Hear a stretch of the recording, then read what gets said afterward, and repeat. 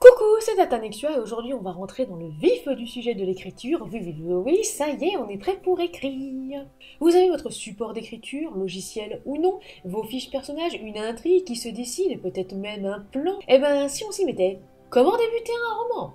J'évoquerai les nouvelles dans une autre vidéo, les novellas aussi, car c'est légèrement différent, évidemment. Dans un roman, on a le choix entre attaquer dans le vif, l'action par exemple, ou au contraire, poser les bases. Prologue ou pas prologue? Un prologue, c'est un avant-propos d'après Larousse, ou selon Wikipédia, c'est la première partie d'une œuvre littéraire ou la première scène d'une œuvre dramatique, et servant à situer les personnages et l'action de l'œuvre en exposant des points essentiels à connaître pour l'intelligence de la scène.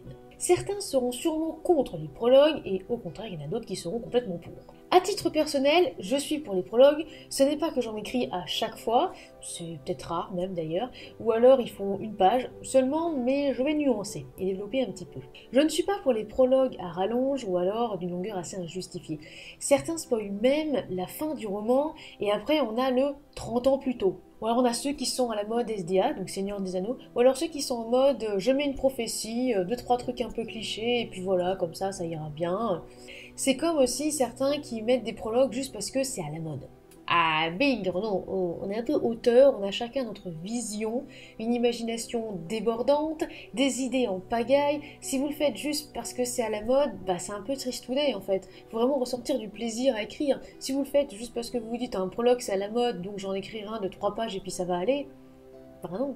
On doit vraiment aussi dissocier le prologue du reste du texte. Il y a un lien, c'est évident, mais ça doit apporter une connaissance, peut-être, comme c'est dit aussi sur le blog Mécanisme d'Histoire, un éclairage différent sur un personnage ou un lieu. Faut que ça nous renseigne en fait, faut vraiment que ça serve à quelque chose. Prologue versus chapitre 1. Je vous invite à lire le super article de Monde Fantasy sur cette question que je vous ai mis dans les sources, c'est pas mal aussi. Est-ce qu'on va attaquer directement avec le chapitre 1 ou est-ce qu'au contraire, comme beaucoup choisissent plutôt un prologue mais un peu dynamique justement, avec un autre éclairage sur un personnage ou un lieu?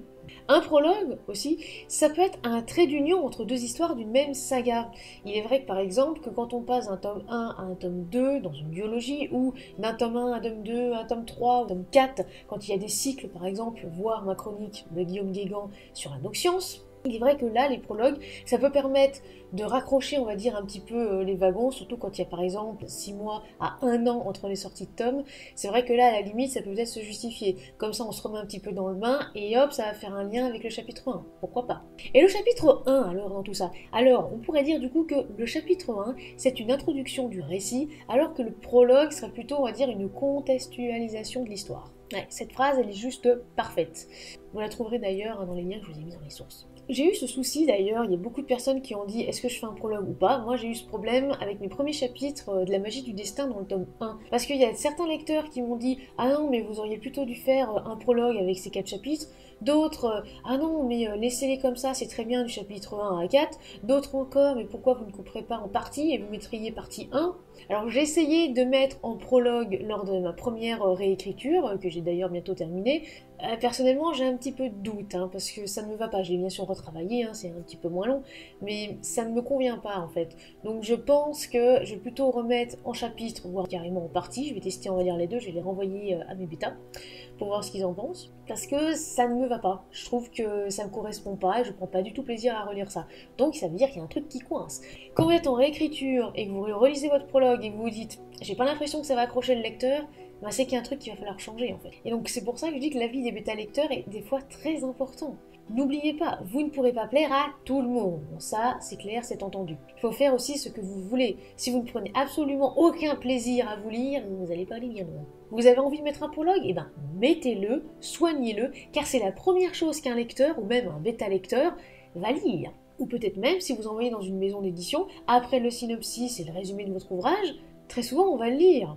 Dans le comité de lecture, le prologue. Si le prologue n'accroche pas, déjà ça part mal. Même si je vais toujours plus loin dans les histoires, parce que j'estime que jusqu'à la dernière ligne, on peut me surprendre, on peut toujours m'étonner, il y a peut-être des indices en fait glissés partout, donc je vais jusqu'à la fin.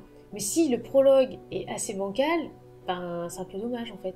Et si au contraire vous n'avez pas du tout envie de faire un prologue, vous avez envie d'attaquer le chapitre 1 et hop vous introduisez votre récit, et ben why not? C'est parti! Vous allez aligner vos premiers mots. Déjà, première difficulté, accrocher. Ça, c'est vraiment, mais alors, le truc auquel il faut penser tout de suite. Pourquoi? Parce que même dans un salon ou même auprès de vos autres lecteurs, parce que vous savez que des fois on peut lire des extraits en fait des ouvrages, je pense par exemple à Amazon, hein, mais il y a aussi d'autres plateformes, les premiers mots sont vraiment importants. Si vous n'arrivez pas à accrocher un lecteur, ben, très souvent, il va fermer la petite fenêtre de visualisation et il ne va pas aller plus loin. Alors que si la première phrase l'accroche, il va vouloir enchaîner sur les autres lignes, peut-être même aller jusqu'au début du chapitre 1, puisqu'on a quand même pas mal de pages parfois en prévisualisation. Moi j'ai vu avec Rattrape-moi, ça va jusqu'au chapitre 1, la fin du chapitre 1 en fait. Donc c'est plutôt pas mal. Et après, est-ce que c'est assez accrocheur pour aller plus loin?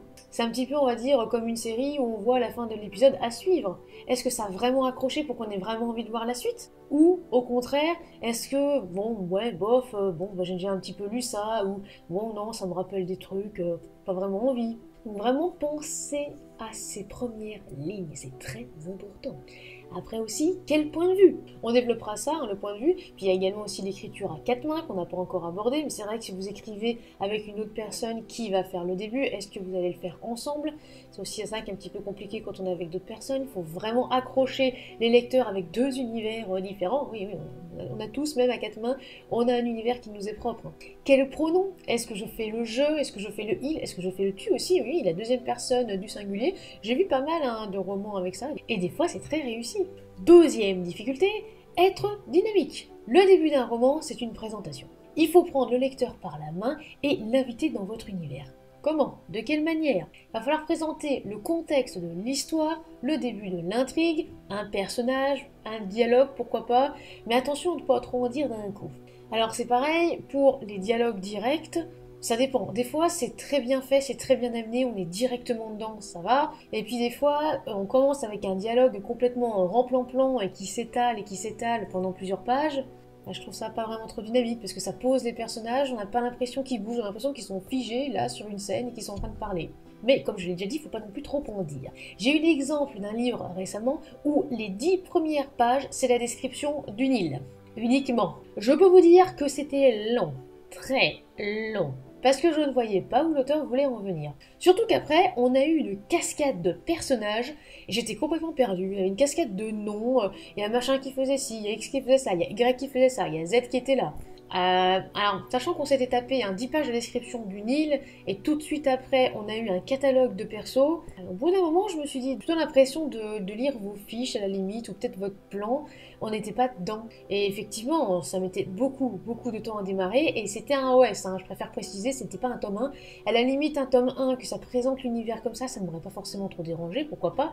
Mais dans un OS, bon, voilà. Puis c'est vrai aussi que dans un autre, il fallait absolument noter qui faisait quoi, puisqu'il y avait énormément de personnages qui avaient une profession différente, qui avaient un rôle différent.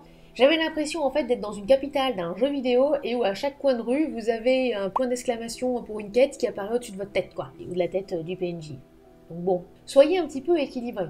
Captiver sans ennuyer. Beaucoup écrivent quelques lignes sur l'ambiance et enchaînent avec une péripétie, on va dans l'action, et on se repose avec la présentation d'un premier personnage, c'est plus lent avec la narration, pourquoi pas, et hop, on revient à la charge avec l'action, avant de poser le dialogue. Alors pourquoi ça? Et pourquoi aussi un petit peu alterner? Et pas par exemple faire l'action tout d'un coup, et après peut-être un long passage narratif.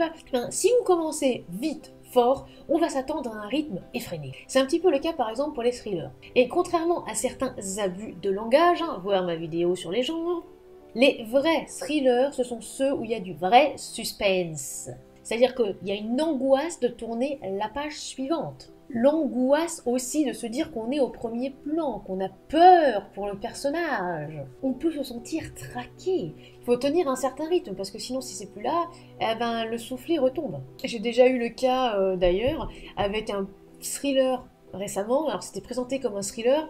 Bon, en réalité, c'était plutôt un policier normal, quoi. C'était juste une enquête, voilà. Il n'y avait pas non plus une angoisse à chaque fois. On n'avait pas l'impression d'être traqué, poursuivi. Il n'y avait pas énormément de suspense non plus. On n'avait pas vraiment l'impression d'être dans un thriller. Et c'était pas non plus allaitant. Alors oui, c'était super bien écrit, l'intrigue était pas mal, mais c'était pas non plus un thriller. Donc si vous avez par exemple envie d'écrire un thriller, n'oubliez pas que le rythme va devoir être effréné. Bien sûr, on peut se poser de temps en temps, par exemple, avec le héros, mais pas très longtemps en fait. C'est un petit peu comme si on était traqué et chaque minute compte. Au contraire, si vous débutez par un dialogue, alors certains le conseillent pas forcément, car ça peut être étrange, mais pourquoi pas. J'en ai déjà lu, pas forcément mauvais, avec un dialogue dès le départ. Bon, on met en pause, mais il faut pas que ça dure 3 pages, comme je l'ai dit précédemment. Il peut y avoir des joutes verbales, par exemple, pas très longtemps, pour qu'après on rentre dans l'action, alors on passe à un passage narratif, on présente les personnages, et après on va décrire l'univers au fur et à mesure du récit. À vous de voir. Mais il faudra penser à le faire sans alourdir ni ennuyer le lecteur. Et également, si je peux donner aussi un autre conseil, ne pas hésiter à changer la fin, et ne pas hésiter à changer le début après que vous ayez écrit le mot fin. Si par exemple, en réécriture, le début ne vous convient pas ou ne vous convient plus, ça peut arriver après avoir écrit la fin ou pendant l'écriture du chapitre 8, faut pas hésiter à en changer. Il faut pas vous enfermer en fait en vous disant « Ah non mais moi je voulais cette fin-là et puis c'est tout ». Et puis finalement en relecture ou en réécriture vous vous dites « Non, le début ça va pas ». Mais alors, ne le gardez pas. Si vous ne prenez pas du tout plaisir à relire votre début, imaginez les lecteurs qui vont peut-être pas du tout accrocher au début. C'est un petit peu dommage. Donc, si vous n'appréciez pas, le lecteur non plus. Donc, faut pas hésiter. Il faut pas vous dire « Oh là là, je suis vraiment trop nul. J'ai écrit une fin super, mais le début, du coup, ça va plus. » Non, vous avez peut-être tout simplement évolué pendant l'écriture, ce qui paraît normal, surtout si vous avez mis des semaines, des mois ou des années à écrire. Donc, on ne s'inquiète pas. Et on reprend ça à bras le corps. Bon alors oui, je sais, il y a des lecteurs qui des fois commencent par les dernières lignes de fin, et qui du coup se spoilent un petit peu. Bon, c'est quand même assez rare, hein. La plupart du temps on commence par le début. Alors, avant de faire un petit jeu, oui, vous verrez, je vous ai prévu un petit quelque chose. Petit résumé. Prologue ou pas, à vous de voir, voyez si cela est nécessaire ou non, mais n'oubliez pas qu'il va falloir que ce soit justifié, pas non plus trop long, il faut surtout pas que ça fasse un effet catalogue, hein, un effet allez hop, on met tout plein de couches là, et puis après le lecteur il se déroule. On va éviter ça, hein, quand même. Donc on évite le trop plein d'informations, hein. Oui, alors oui d'accord, Tolkien l'a fait, et je n'ai lu qu'une seule fois le début, parce que vraiment c'est long. Alors juste, j'aimerais glisser aussi un passage d'un article de Mademoiselle de Cordelia, que j'adore. Le truc, c'est que tout le monde n'est pas un futur Tolkien et tout le monde n'aura pas la chance d'avoir un film absolument gigantissime pour encourager les lecteurs à faire abstraction des 50 premières pages de votre livre consacré à la géopolitique du monde que vous avez inventé. Ce genre de truc, même chez Tolkien, c'est emmerdant. Je sais que ça peut être très utile d'expliquer le contexte de votre histoire, surtout en fantasy et en SF, mais le lecteur lambda n'a pas forcément envie de perdre une heure avec ça. Mettez une carte, un récap des personnages, comme au début du Trône de Fer, avec les différents clans, familles, groupes, vraiment si vous estimez ça nécessaire. Et basta, le reste mettez-le en annexe. Fin de citation. Alors oui, déjà j'ai adoré ces petits paragraphes, alors oui pour les cartes. Oui, mettez des cartes. Déjà parce que moi j'adore me repérer sur une carte, je trouve ça beaucoup plus visuel, parce qu'au bout d'un moment, quand vous avez plus de 900 pages pour un ouvrage, et qu'il va falloir vous repérer nord, sud, est, ouest, avec les noms des royaumes, parce que j'en ai déjà lu un où il y avait quand même 25 royaumes, avec à chaque fois un nom de capitale différent, des noms de quartiers différents, j'ai dû refaire la carte en fait sur une feuille à côté, juste avec des carrés, avec des petits points, c'est pas grave, c'était un petit peu pénible. Et aussi, effectivement, n'oubliez pas que tout le monde n'aura peut-être pas forcément la chance, même si je vous le souhaite, hein, c'est toujours génial d'avoir son livre adapté en film, mais on ne va pas tous forcément avoir cette chance-là. Et c'est vrai qu'un film, en images, on visualise beaucoup mieux évidemment l'ambiance et l'univers. Mais tout le monde n'aura pas cette opportunité-là. Tout le monde n'aura pas cette chance. Tout le monde ne verra pas justement ce rêve se réaliser, parce que c'est vrai que c'est vraiment un rêve magnifique à réaliser. Donc pensez-y. Alors oui, il y a des choses du coup que vous pouvez peut-être mettre en annexe. Faire pourquoi pas un glossaire, faire pourquoi pas justement, ou même sur votre site internet. Il y en a des fois qui ne mettent pas dans l'ouvrage, mais sur le site internet qui vont mettre leurs fiches personnages, qui vont mettre des dessins ou des illustrations, qui vont mettre un arbre généalogique. À vous de voir en fait. Mais c'est vrai que 50 pages, bon même si ça c'est un petit peu exagéré, mais j'ai lu un livre récemment, il y avait quand même les 35 premières pages au format roman. C'était effectivement consacré à poser les bases, mais alors là c'était un petit peu long quoi, vraiment. Parce que je me suis dit, d'accord, mais alors déjà avec quel personnage on commence, où on commence, parce que là on nous explique absolument tout. Et c'est vrai que quand des fois tout expliqué tout d'un coup, c'est un peu dommage. Et il en va de même aussi pour les personnages. Ne mettez pas trop d'un coup. N'oubliez pas aussi que vous connaissez votre histoire, hein, bon, ça c'est sûr, vous avez certainement vos fiches à côté de vous en plus quand vous écrivez, mais pas votre lecteur.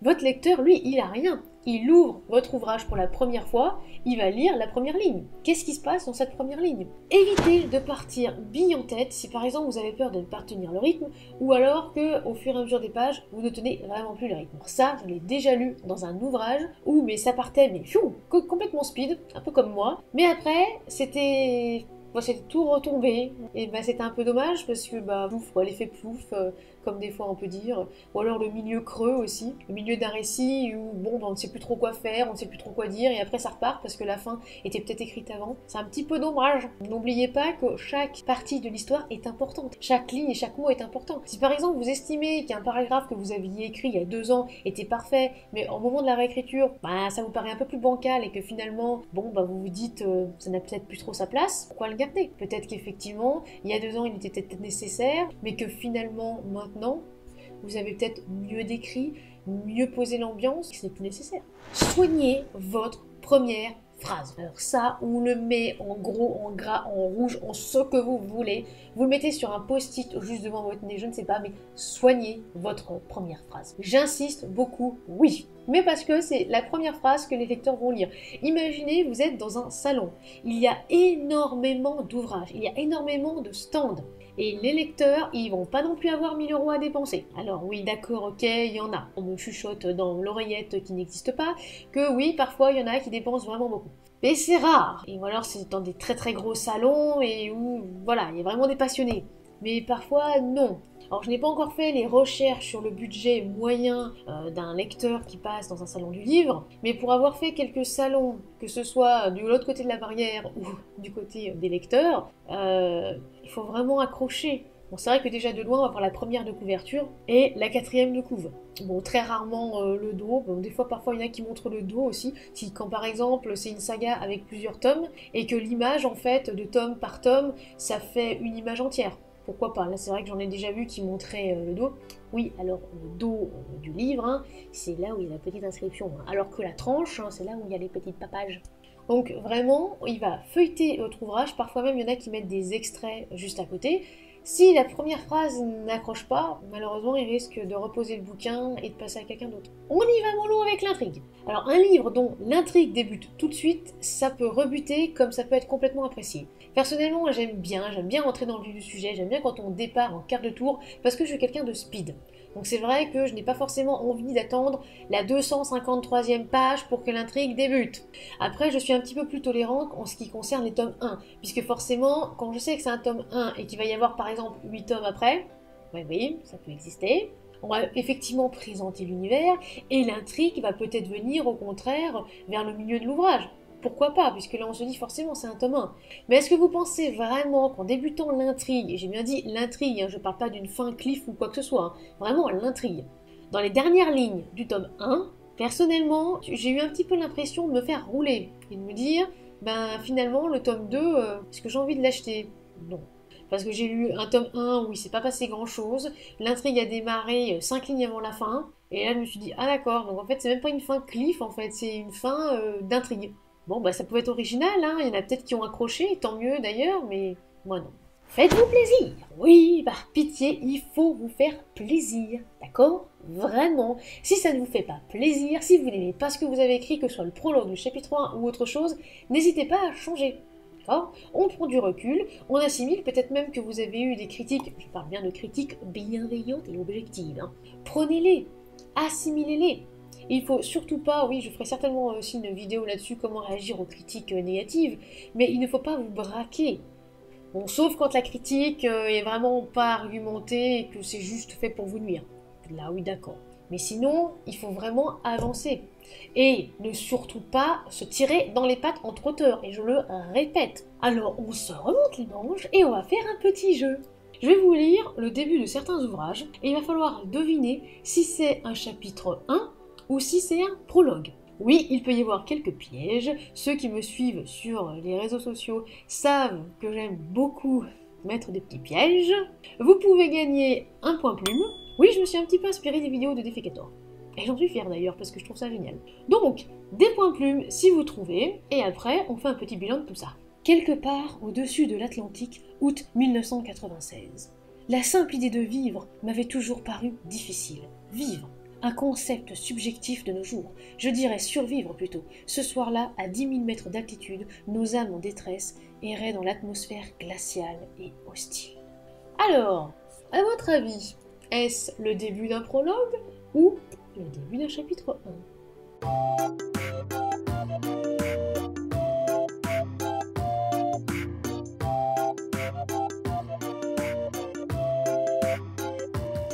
Alors, c'était un prologue, oui, celui de Lasferia, tome 1, des chez Livresque édition de Malia Bellone. Si vous avez trouvé, vous gagnez un point plume, sinon vous allez pouvoir vous rattraper avec le suivant. Un soleil radieux se lève sur la petite ville de Summerfire, ce qui est assez rare en septembre. La route principale, d'ordinaire déserte, est envahie de voitures qui se rendent à l'université. Pour certains, c'est un pas vers un nouvel avenir, pour d'autres, une aventure qui s'achèvera dans 9 mois. L'école accueille des élèves de diverses classes sociales et pourtant, la première voiture qui fait son entrée sur le parking dépasse toutes les autres, que ce soit par son design ou par son prix. Son propriétaire, un garçon d'une vingtaine d'années, en descend. Grand, la peau mate, ses cheveux noirs sont coiffés en arrière et tombent de chaque côté de son visage. Alors, à votre avis, un prologue, le début d'un chapitre 1 ?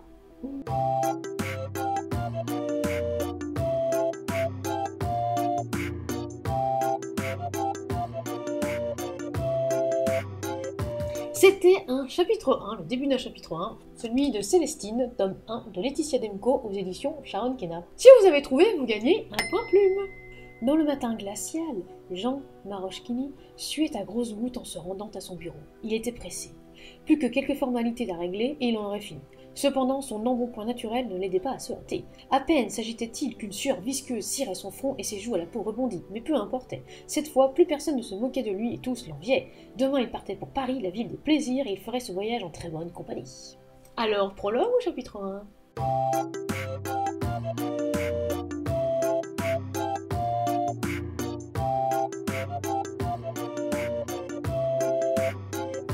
C'était le chapitre 1 de De chair et de sang d'Oreza Dantes chez Livresque Édition. Et oui, il y avait aussi peut-être un petit piège parce que pour ceux qui ont lu l'ouvrage, vous devez savoir qu'il existe un prologue. Tout petit prologue, mais un prologue quand même. Si vous avez trouvé, vous gagnez un point plume. Les mots avaient été écrits au crayon à papier sur une feuille déposée sur le cadavre. 3 mots incompréhensibles pour Erlendur. Le corps était celui d'un homme qui semblait avoir dans les 70 ans. Il était allongé à terre sur le côté droit, appuyé contre le sofa du petit salon, vêtu d'une chemise bleue et d'un pantalon brun clair en velours côtelé. Alors, prologue ou chapitre 1 ? Je suis persuadée en plus que vous savez de quel ouvrage il s'agit.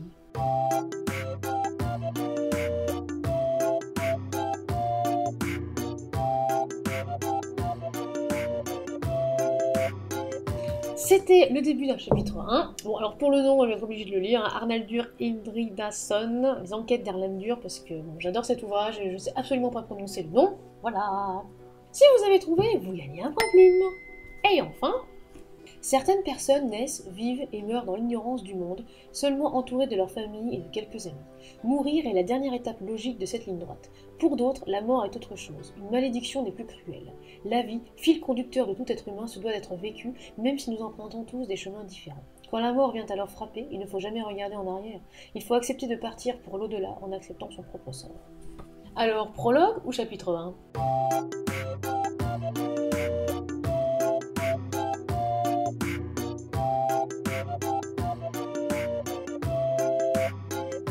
Et c'était un prologue, et le prologue de Célestine, du tome 1. Ouais, je sais, hein, c'était un petit peu ça, le petit piège. Si vous avez trouvé, vous gagnez un point plume. Il y avait donc 5 points plumes à gagner. Si vous avez les 5, bravo. Alors soit vous connaissez les ouvrages, soit vous avez tout de suite repéré les subtilités entre prologue et chapitre 1, et vous n'avez même pas besoin de revoir la vidéo. Si vous avez moins de 2 points plumes, ça veut dire que vous n'avez peut-être pas en fait encore compris la différence entre un prologue et un chapitre 1. C'est vrai que le prologue c'est bien pour contextualiser l'histoire, alors que le chapitre 1 on introduit vraiment le récit. Et je pense que dans les quelques exemples que je vous ai donnés, bon j'aurais pu en choisir évidemment d'autres, hein, mais je voulais pas forcément que ce soit trop long, je pense que vous avez peut-être un petit peu compris où je voulais en venir. Vous voyez un prologue, vous voyez un chapitre 1. Voilà, c'était la vidéo de Tata Nexua sur le début d'un ouvrage. Et oui, on attaque vraiment dans le vif du sujet cette fois. J'espère que cette vidéo vous aura plu, ainsi que le petit jeu. On se retrouve dimanche pour une chronique, la semaine prochaine pour un autre conseil d'écriture. En attendant, amusez-vous bien, écrivez bien, on reste motivé et soignez votre plume.